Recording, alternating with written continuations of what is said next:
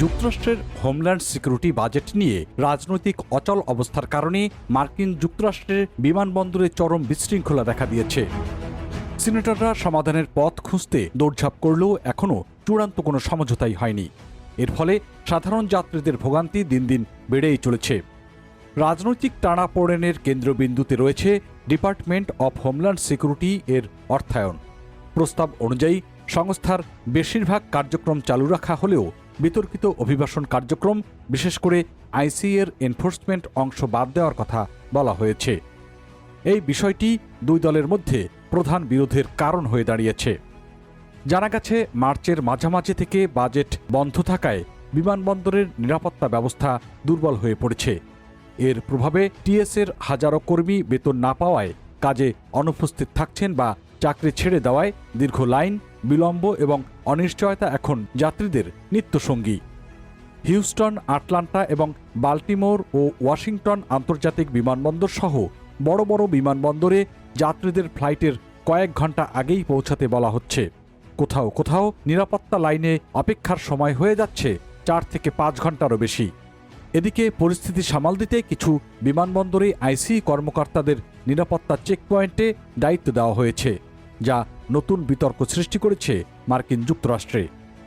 অনেক আইন প্রণেতা আশঙ্কা করছেন, এতে যাত্রীদের মধ্যে ভয় ও উত্তেজনা দুই বাড়তে পারে। রাজনৈতিকভাবে এই অচল অবস্থা আরও জটিল হয়ে উঠেছে। ডোনাল্ড ট্রাম্প কোনো সমঝোতা নিয়ে এই সরাসরি সন্তুষ্ট নন বলে ইঙ্গিত দিয়েছেন। অন্যদিকে সিনেটের সংখ্যাগরিষ্ঠ নেতা জন থুন দ্রুত সমাধানের আহ্বান জানিয়ে বলেছেন, এখনই এই সংকটের অবসান হওয়া প্রয়োজন। অন্যদিকে ডেমোক্রেটরা দাবি করেছেন, অভিবাসন নীতিতে সংস্কার ছাড়া তারা অর্থায়নে রাজি হবেন না। বিশেষ করে মিনিয়াপলিসে 2 নাগরিক নিহত হওয়ার পর তারা কঠোর অবস্থান নিয়েছেন। তাদের মতে, আইনশৃঙ্খলা রক্ষাকারী বাহিনীর উপর আরও নিয়ন্ত্রণ এবং জবাবদিহি নিশ্চিত করতে হবে। সম্ভাব্য সমঝোতা অনুযায়ী হোমল্যান্ড সিকিউরিটি ডিএসএস এর বেশিরভাগ বিভাগে অর্থায়ন দেওয়া হলেও আইসির বিতর্কিত ডিপোর্টেশন কার্যক্রম সীমিত রাখা হবে। পাশাপাশি কিছু সংস্কারের প্রস্তাবও দেওয়া হয়েছে, যেমন কর্মকর্তাদের অবশ্যই বডি ক্যামেরা ব্যবহার করতে হবে।